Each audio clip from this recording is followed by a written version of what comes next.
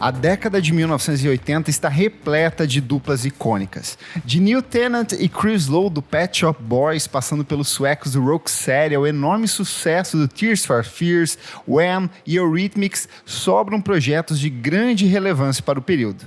Nesse universo de artistas icônicos e obras que mudaram os rumos da música pop, um projeto em específico se destaca pelo caráter transgressor de seus realizadores. Afinal, enquanto muitos buscavam dialogar com as massas de forma bastante comercial e limpa, dois jovens de Leeds decidiram seguir o caminho oposto. Estamos falando de Mark Almond e David Ball, dupla que formou em 1978 o Soft Cell, projeto que encontrou em temáticas marcadas por perversões sexuais, uso excessivo de drogas, crimes e personagens sombrios, o estímulo para uma obra que concentra o que é de mais sujo e delicioso no pop da década de 1980. Estamos falando do álbum Non-Stop Erotic Cabaret. Lísias Paiva, seja muito bem-vinda ao nosso podcast. Essa é a sua primeira vez participando aqui. Eu te conheço já tem mais de 10 anos, mas para quem não te conhece, para quem está chegando agora aqui, eu queria que você se apresentasse e falasse um pouco da sua relação profissional com música, dona Lísias. Lógico, meu nome é Lísias Paiva, um prazer estar aqui com vocês no Vamos Falar Sobre Música. Antes de começar, quero te agradecer pelo convite, Kleber, para participar dessa edição. Finalmente. Já teve uma outra e eu recebi feedback que eu estava muito duro. Então eu vim hoje mais solto aqui para a gente falar desse álbum que eu adoro. Eu sou um dos criadores do Deep Beep, né? Uma plataforma de música eletrônica alternativa. Ela foi lançada antes de existir Spotify, Deezer. A ideia era a gente escutar a música boa em casa. E com o Deep Beep eu tive a oportunidade de trabalhar com DJs e produtores mais legais do mundo. E eu tô falando sem exagero mesmo, que eram muitas artistas que a gente trabalhou desde dos mais tradicionais até a gente lançar alguns para o mercado. E além disso, eu pude levar a música eletrônica para outros patamares, criando projeto para marcas como Coca-Cola, Itaú, Heineken, Samsung, Nike. E essas colaborações me permitiram explorar mais a intersecção de música, comunicação, cultura. E foi uma experiência muito fantástica. Então, mais uma vez, obrigado. Eu que agradeço. Eu sei que você é apaixonado pela década de 80, eu sei que você era um jovem gótico, eu lembro de uma foto sua muito novinho, acho que de regatinha com um grupo de amigos, assim, numa parede. Eu queria que você contasse um pouco dessa sua relação com essa música dos anos 80 e se já naquela época você sentia que tinha algo diferente no que estava rolando, se você sabia que tinha uma separação entre o que era feito antes e o que veio ali nesse começo dos anos 80, meio dos anos 80, quando você era jovenzinho, indo para adolescência? É muito curioso, porque sempre fui atraído pelo som diferente. Então, no final dos anos 70, que era a minha infância, meu interesse foi despertado pelo George Moroder. Então, tinha um álbum dele que eu dançava em bailinho de garagem, e já era o synth ali.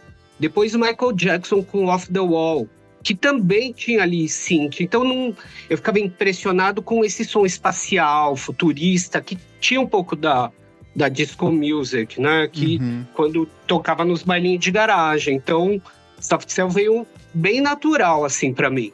Você lembra como que foi seu primeiro contato? Veio por rádio? Alguém trouxe o disquinho? Como é que foi o Soft Cell, esse primeiro contato? Olha, nos anos 80, era muito difícil ter acesso às músicas, né? Não era comum tocar na rádio, ou então você ir à danceteria, que era como falavam, né? Como chamavam. Então, você não ia no clube e escutava música em qualquer clube, as músicas legais. Só que eu sempre morei perto do Madame Satã. E os donos do Madame Satã, assim como o do Rose Bombom, eles tinham a cultura de comprar os discos. Então, às vezes, nem era o DJ que tinha o disco, mas era a casa. Então, para você ver o quanto era exclusivo. Então, nessa época, era o começo ali era New Wave, era gótico, era dark. E para mim, como eu ia nessas casas escutar essa música diferente, para mim tudo virou gótico. Era tudo uma coisa só. Então, Soft Cell, B-52s ou ou The Cure, era tudo gótico pra mim. Então vocês iam pra se reunir, por exemplo, eles compravam um disco e tocavam o disco inteiro ali a noite inteira, ou os discos inteiros, ou fazia discotecagem mesmo? Fazia discotecagem, com mixagem. Até hoje, um dos meus DJs que eu mais amo é o Magal. Sempre ele foi muito maravilhoso na seleção, também nas mixagens. Mas a gente escutava tudo junto. Então, pra mim, eu não sabia distinguir. Não sabia o que era New Wave, o que era Synth e o que era Dark. Então, pra mim, tudo era gótico, incluindo o Soft Cell. Mas você sentia que o Soft Cell, de maneira geral, tinha uma separação em relação a outras coisas mais comerciais, tipo o Pet Shop Boys, por exemplo, ou você achava que era tudo a mesma coisa? Não. O Soft Cell se diferenciava na sonoridade, eles eram mais dançantes, né, que os Smiths, e também mais perigoso, né? A letra deles era a letra da noite, não era uma letra de filosofia, era uma letra falando do desencontro que teve à noite, ou então da ressaca no dia seguinte. Era uma mistura de Silks com Donna Summer. Sim. Você tava ali dançando com a cabeça menos na poesia e muito mais no fervo, sabe? E eu queria isso na adolescência, queria dançar, sabe? Amei. Antes da gente falar sobre esse verdadeiro cabaré erótico em forma de música e de celebrar, né, a vinda do Soft Cell ao Brasil pela primeira vez, afinal o Mark Almond e o David Ball vão tocar uma das noites do C6 Fest 2024, em um show que justamente celebra os 40 anos do Non-Stop Erotic Cabaré. A gente precisa conversar um pouco sobre a origem da banda. E o Soft Cell, como muitos projetos, nasceu do encontro dos dois realizadores já na universidade. Afinal, em 1977, os dois músicos acabaram se conhecendo na Leeds Polytechnic, da Universidade Politécnica de Leeds, onde passaram a se dedicar ao estudo das artes. Então ele era um curso mais amplo, que abrangia ali desde música até artes visuais, teatro, então era um curso mais aberto.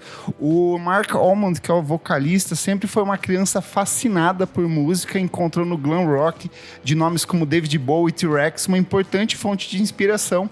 O Almond é um homem gay, uma marigótica, diga-se de passagem, mas durante anos foi orientado pela própria gravadora a esconder sua sexualidade, principalmente durante a crise de HIV/AIDS ali. A gravadora não queria ter um homem gay, explicitamente gay ali no seu catálogo.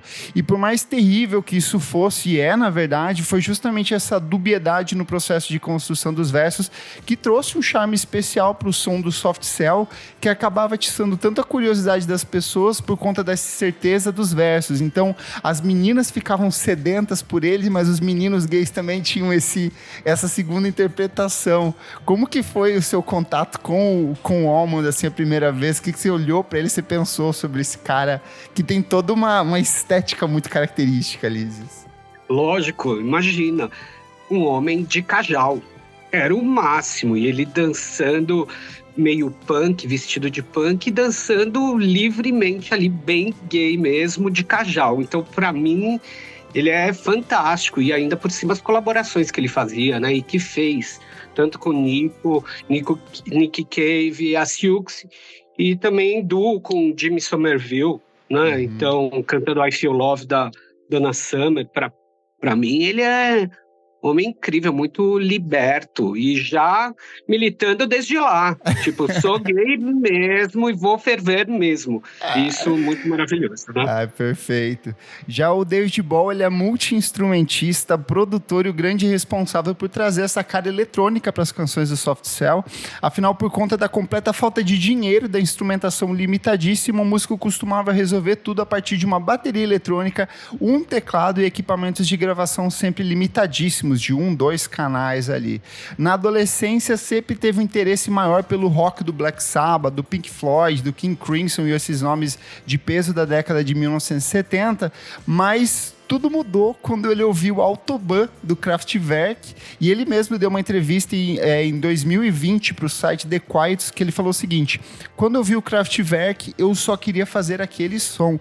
Eu acho que isso fica bem representado nesses registros iniciais do Soft Cell, né? Uma eletrônica bem minimalista, uma batida seca com aquela base de sintetizador, né? Sim, é incrível e, assim, muito nerd ele, né? Sim. E vem daí para fazer a música, né?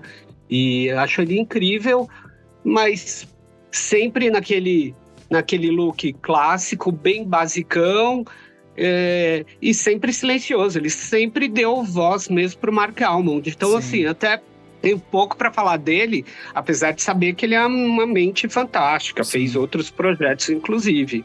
Eu acho que é meio que uma característica, né, dessas duplas dos anos 80, que a gente sempre tinha o vocalista protagonista. No Pet Shop Boys a gente tem muito disso, né, dele ser mais exposto, enquanto a produção o cara fica mais concentradinho, mais quieto ali no fundo, mas não menos importante, né?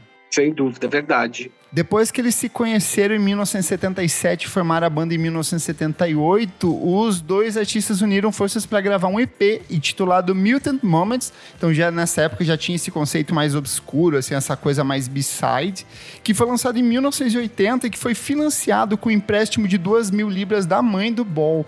Vale lembrar que o Ball foi entregue para adoção ainda bebê, porém sempre contou com esse grande apoio dos pais que o adotaram.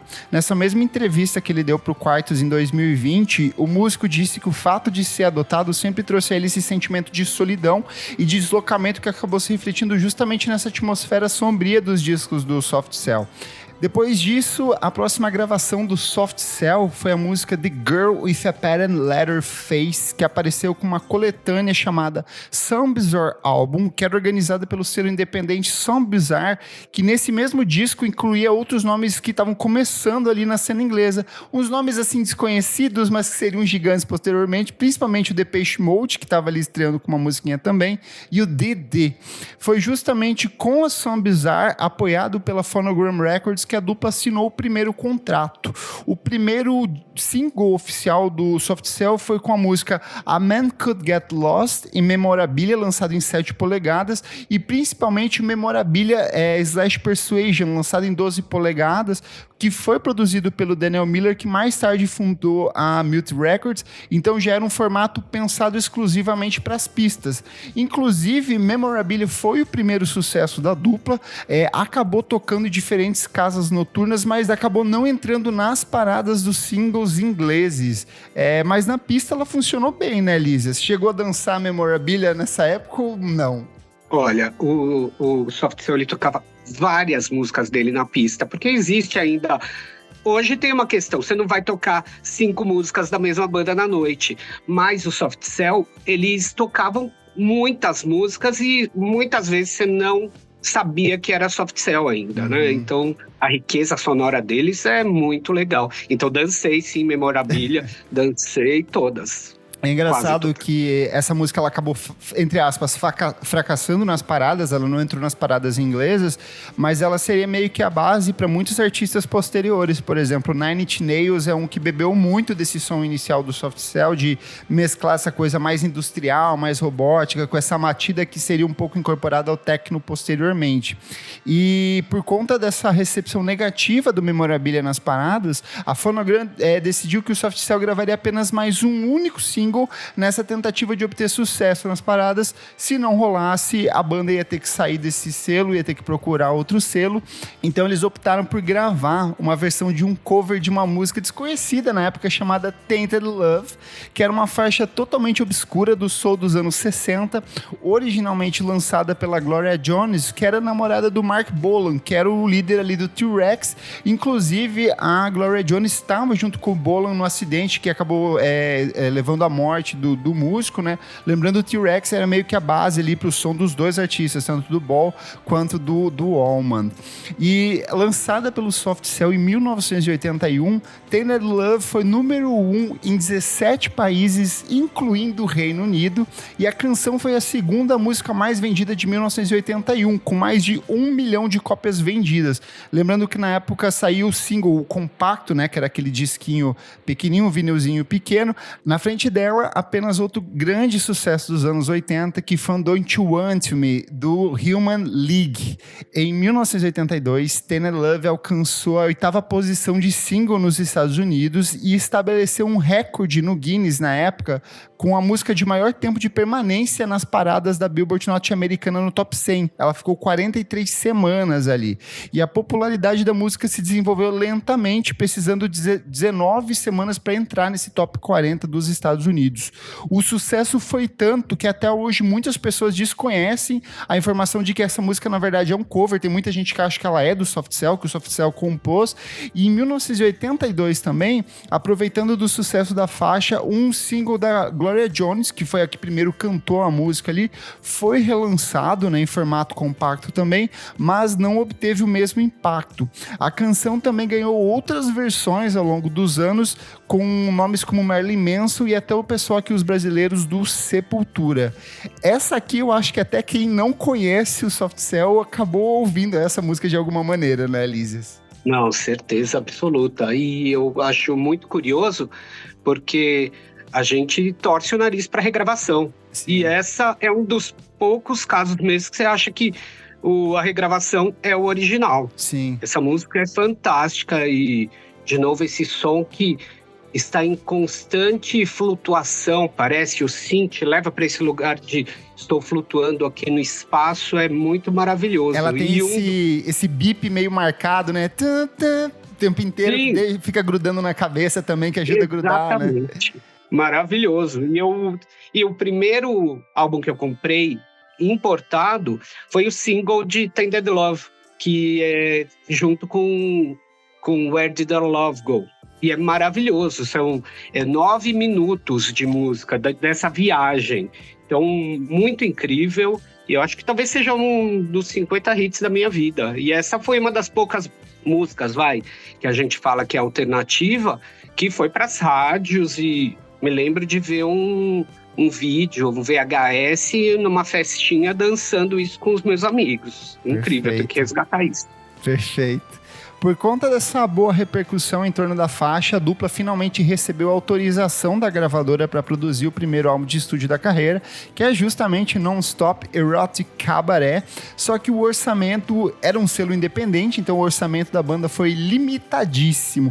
Reza a lenda que o disco foi quase que inteiramente gravado com um gravador Revox, que é um daqueles gravadores de fita magnéticas um pouco mais portáteis ali, uma bateria eletrônica Roland, que era emprestada, um teclado Korg SB100 Synth Bass e um sintetizador Ned Synclavier, que pertencia ao produtor Mark Thorne. Então o Ball fez ali meio que milagre na produção, ele tinha essa coisa, um equipamento muito enxuto, lembrando que a gente está falando de anos 80, com bandas com cada vez mais espaço dentro de estúdio, aquela coisa meio de final dos anos 70 ali do Fleetwood Mac, que gastava, sei lá, horas e horas de estúdio de produção, e eles não, era o oposto disso, era coisa mais... Eu acho que é curioso, né, Lísias? Porque até é muito próximo do que é feito hoje em dia, que é normalmente em casa, com um computadorzinho, com um sintetizador básico, uma batida eletrônica, e os caras fazem funcionar do mesmo jeito, né? Verdade, eu acho ótimo isso, inclusive apoio muito, por favor. E, além disso, o saxofonista David Toffany, ele é acreditado em 2 canções, tocando saxofone em Frustration, que é justamente a música de abertura, e clarinete em City Films.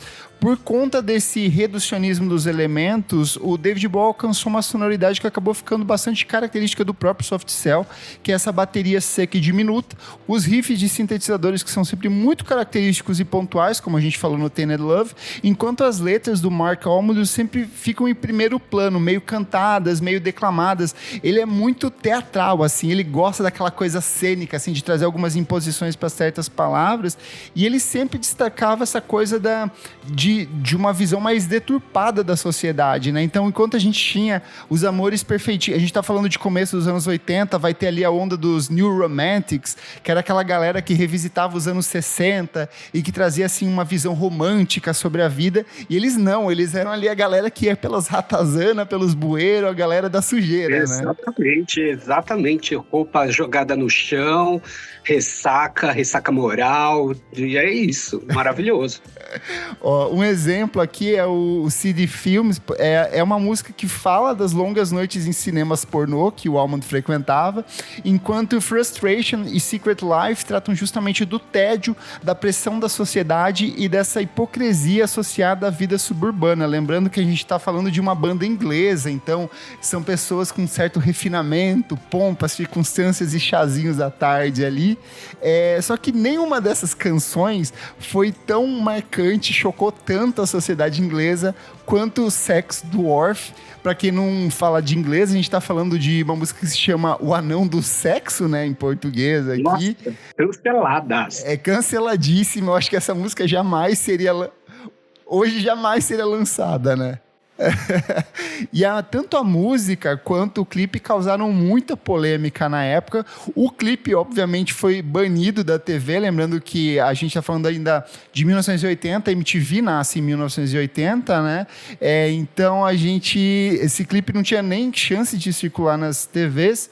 E em entrevista ao Quietus, o Almond explicou que a música é justamente uma ode a essas manchetes sensacionalistas e esses tabloides de cultura underground. Então aqueles cadernos de jornal baratíssimos, aquele pinga-sangue que sempre traz aquelas, tipo, nasce o bebê diabo. Esse era o conceito deles, assim, de pegar essas matérias bizarras. E aí abre aspas aqui.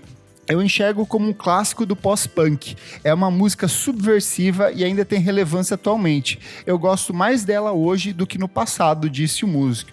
O vídeo censurado da canção, por sinal, ele é dirigido por um dos grandes diretores da década de 1980, que é o Tim Pope, que é um dos meus favoritos aqui. Ele é fantástico. Os meus clipes favoritos do The Cure, por exemplo, são todos... Na verdade, todos os clipes bons do The Cure foram dirigidos por ele, os mais icônicos. Clipes do Talk Talk, clipes do David Bowie. Ele é um gênio, né, Lee? Não, maravilhoso. Maravilhoso. Ele fez tudo, né? Todos os clipes. Porque ainda por cima, não é que todo mundo fazia clipe, né? E quem fala, geralmente era cantando e para câmera, alguns. E ele trouxe essa linguagem nova também. Sim. Diferente, muito, muito bom.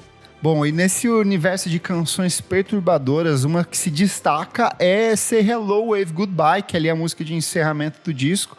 Eu já digo de cara, é a minha favorita. Para quem ouve o podcast, eu já detalhei uma cena que eu acho muito bonita, que é na série Masters of None, que tem um episódio que o personagem vai embora para casa, ele recria uma cena de um filme italiano clássico, em que o cara vai só filmado, sendo acompanhado indo para casa enquanto toca música, e nessa cena na série ele tá sentado no táxi, vai indo embora depois de deixar uma mulher e toca essa música inteirinha, assim, e foi aonde meio que... É muito bonito, foi onde eu descobri o Soft Cell, assim, não que eu descobri, né, porque eu acho que todo mundo conhece, já ouviu o Tender Love uma vez na vida, mas foi onde me despertou a atenção para eles. Mas eu quero saber de você, Dona Lísias, quais são as suas músicas favoritas desse disco, além dessas que a gente já falou aqui? Say Hello, Wave Goodbye é lindo de morrer mesmo, acho que é uma das músicas mais bonitas, eu cito ela, inclusive, na vida. De ir e voltar, né? Desses amores. Eu acho lindo demais. Daí tem Torch, que é outra música que... Putz, o que falar desse sax, da letra da música, todo mundo conhece, todo mundo dançou já essa música também. Tem uma escondidinha que é What, que é uma baladinha muito gostosa, mas a minha favorita é Bed Sitter, que é essa justamente que fala de como era a vida, né, morando num bed-sitter, né, e ainda falando de ressaca, da noite, de tudo isso. Então eu gosto bastante dessa, eu acho que essa eu destacaria como a minha favorita. Perfeito. Lembrando que o disco, se você for procurar nas plataformas de streaming, a versão original ele tem 9 faixas, se eu não me engano, mas você vai encontrar algumas com 15, 16, que eles foram incorporando posteriormente esses singles iniciais que a gente falou no começo do programa, acabaram entrando nessas versões posteriores do disco. Durante o ano de 1982, a dupla passou a maior parte do tempo gravando e relaxando na cidade de Nova York, né, depois do sucesso do disco, onde eles conheceram uma tal de Cindy Ecstasy, que o Almond mais tarde confirmou ser sua fornecedora de drogas favoritas. Foi a Cindy Ecstasy quem apresentou essa nova droga, que era o Ecstasy, que estava surgindo ali para eles dois. E logo depois que Say Hello, Wave Goodbye saiu das paradas, ela foi o terceiro single lançado pela banda, o Soft Cell lançou uma nova música, que é Torch, uma canção de amor que acabou se provando ser o mais próximo que a banda já cansou de ter uma número 1 nas paradas de sucesso, sendo uma música própria. A música entrou direto no top 20 e alcançou a segunda posição nas paradas inglesas. Em junho de 1982, como era tendência na época, a dupla ainda lançou um mini álbum intitulado Non-Stop Static Dancing, contendo remixes do material antigo, né, junto desse novo single, que era o What, que também foi produzido especialmente. What também foi um grande sucesso sucesso no Reino Unido e alcançou a 3ª posição nos singles da Inglaterra daquele ano. E What sendo destacada, e What é outra regravação também, né? Sim, outra regravação. O disco sai em 1981, no finalzinho de 81, então ele segue até 1982, tendo outros singles incorporados, versões de remixes, então foi um álbum que rendeu bastante para a banda. A dupla seguiria ainda com mais outros 2 discos, The Art of Falling Apart, de 1983, e This Last Night in Sodoma, de 1984. Porém, o consumo excessivo de drogas, a relação desgastada entre os 2 integrantes e o interesse em projetos paralelos, como o projeto Mark and the Mambas, culminaria no encerramento amigável do projeto. Então, os 2 falaram, olha, não dá mais para seguir, vamos encerrar aqui. Eles já estavam perdendo bastante a popularidade ali nesse começo dos anos 80 e decidiram encerrar o projeto do Soft Cell, ainda que Ten and Love, por exemplo, seja uma música que continuou tocando pela década de 80 e 90 por muito mais tempo, né? Ao longo dos anos, a dupla ainda promoveu alguns reencontros, como entre 2000 e 2005, quando o revival dos anos 80 mais uma vez passou a orientar a indústria da música e resultou no lançamento do álbum Cruelty Without Beauty, de 2002. Já o retorno mais recente, a partir de 2018, culminou no lançamento do álbum Happiness Not Included, de 2022. O disco teve uma recepção razoável, mas os 2 artistas logo mergulharam na turnê de aniversário do Non-Stop Erotic Cabaret, que é justamente essa turnê que vai passar aqui pelo Brasil em maio no C6 Fest. Lídia, você acha que o Soft Cell ele tem um impacto, uma força criativa ainda hoje, ou é uma coisa que ficou muito presa aos anos 80? Bom, quem tá preso aos anos 80 sou eu, né? Então, tudo que eu escuto até hoje, bandas novas ou antigas, soa synth, soa Soft Cell, né? Então, Hot Chip, The Knife, Grimes, Electron, XX, Arca, todo mundo é synth, todo mundo tá preso nos 80, os 80 sempre vai voltar pra moda, os 80 nunca vai deixar de ser moda e nem as góticas. Perfeito, concordo muito com você. Toda vez que eu falo, chega de anos 80, vem uma outra banda que faz exatamente a mesma coisa que foi feita 40 anos atrás, e eu falo, não é que ainda tem como tirar um pouquinho mais de suco disso ali?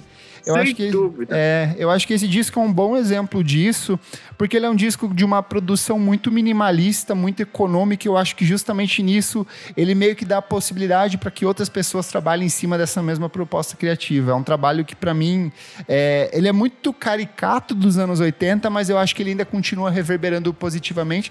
E eu tô muito ansioso para ver como que isso vai se desdobrar ao vivo, assim, porque a gente teve uma experiência positivíssima do Pet Shop Boys tocando no Primavera Sound recentemente, e eu quero ver como que vai ser esses 2 aqui, né?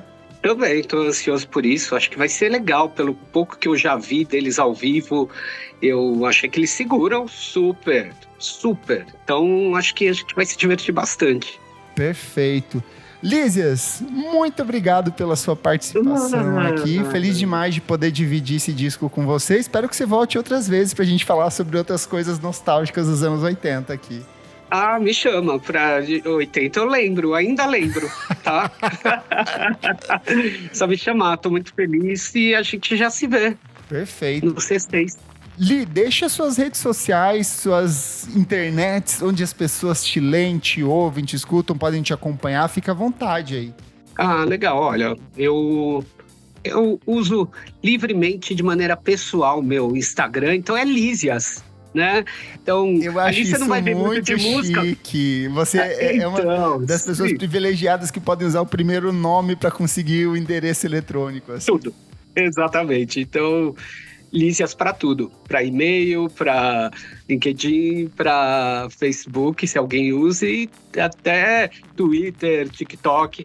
Então, eu tô aí. Então, é fácil me achar, mas não é fácil me acompanhar, tá? Boa. Eu sou @KleberFak no Twitter e no Instagram, dicas diárias de música todos os dias, e você também pode acompanhar o meu site musicainstantanea.com.br. O Clássicos VFSM é um projeto paralelo do podcast Vamos Falar Sobre Música. Apoie a gente em padrim.com.br/podcast VFSM. Por apenas R$5 por mês você tem acesso a esse e outros programas lançados com muita antecedência. Siga a gente nas nossas redes sociais, @podcastvfsm em tudo. E se você gostou desse podcast e conhece alguém aí que gosta de soft sell, compartilhe esse episódio, que eu sempre deixo uma perguntinha ali para as pessoas participarem nas nossas plataformas de streaming.